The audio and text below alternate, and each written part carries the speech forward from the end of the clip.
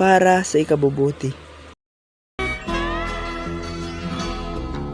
Wala ka bang napapansin sa Kapangyarihan ay huwag gamitin para sa sarili lamang.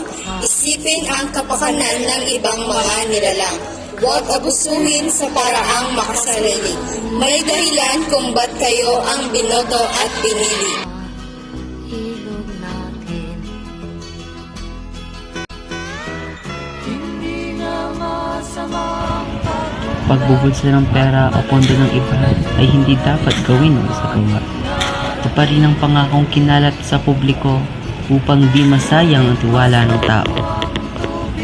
sa dagat dati kulay asul naging itim. Alagaan natin ang kalikasan ng buong puso. Ating ibalik ang tulong na ibinigay nito sa tao. Pangangalaga nito ay dapat nating isakatuparan dahil ito'y ikabubuti ng ating mahal na bayan. Sariwang hangin sa langit natin matitikman.